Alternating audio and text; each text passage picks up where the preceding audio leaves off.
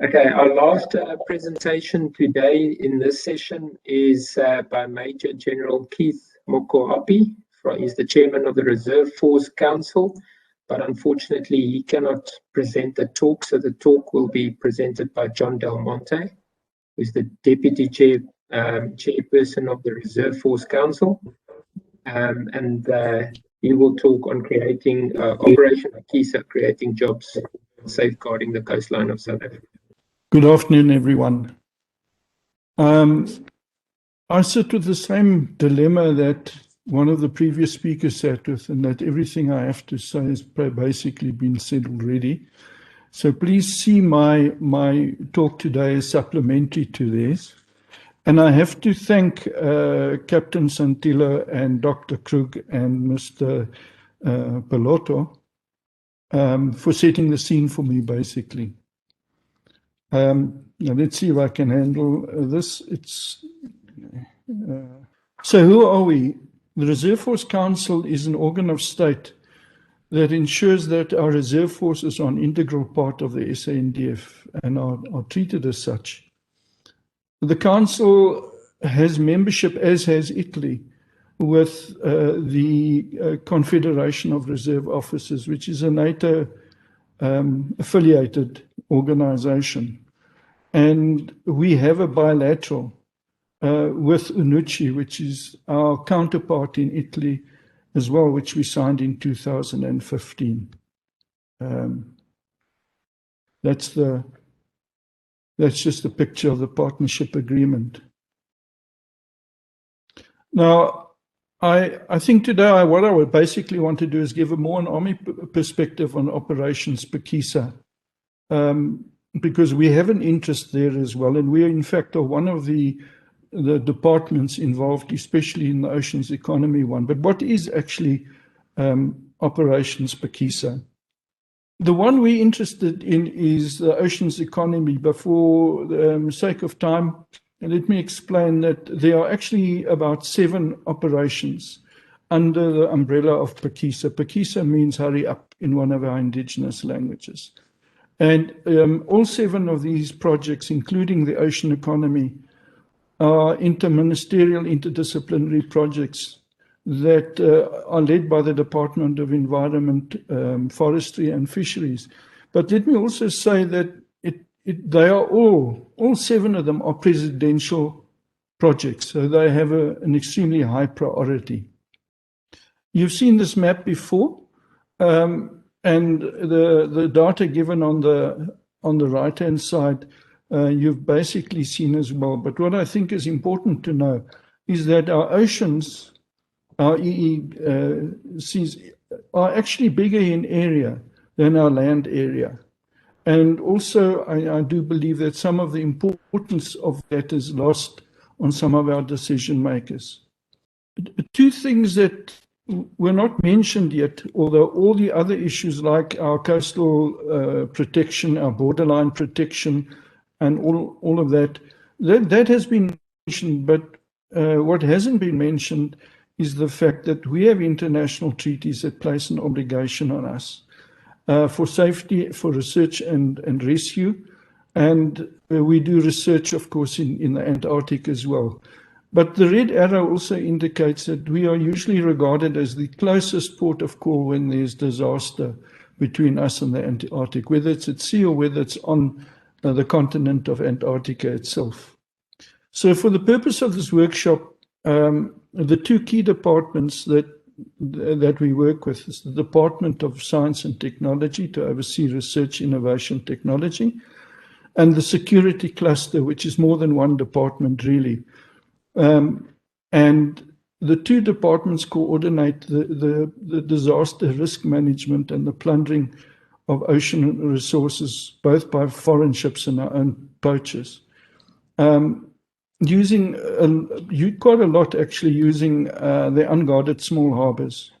The small harbors are the key to our tourism, as we know, and cultural exchanges, and are of strategic importance not only for the Indian Ocean Rim, but also for our less populated West Coast.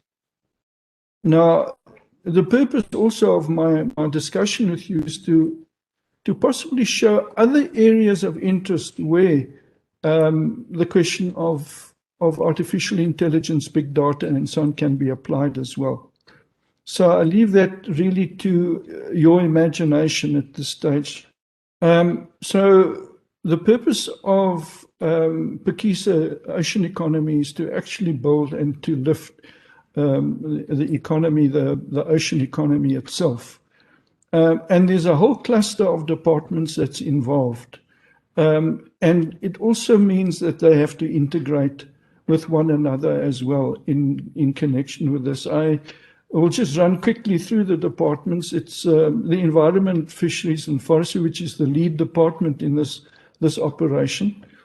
My own department, the Department of Defence, Mineral Resources and Energy, Higher Education and Training, Basic Education and Infrastructure, Human Settlements and Water Sanitation, and the Public Works and Infrastructure, Agricultural, Rural Development and Land Reform, Labour and Employment, and Home Affairs, National Treasury, just about the whole cabinet, you could say, Small Business Development and International Relations and Cooperation. So to enable South Africa to contribute to the target of 177 billion to our gross domestic product and create up to 1 million jobs by 2033, which are presidential goals that were set, we identified these departments I actually mentioned to you. Our major role as the Reserve Force Council, because we are actually an advisory body to the Ministry of Defence, our major role is not only to facilitate the integration of the reserves with regulars into what we call a one force concept, but also to contribute to socio-economic development in terms of our Defence Review of 2015. The Defence reserves are mostly unemployed when they're not on call up. So this makes them a ready force for training and involvement in this operation with the high military skills, and are easy to reskill and are really a valuable source to Operation Phakisa.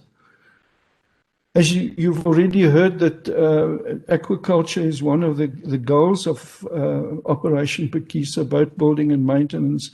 And might I just stop here for a moment and say that the whole question of small harbour development was not touched on today.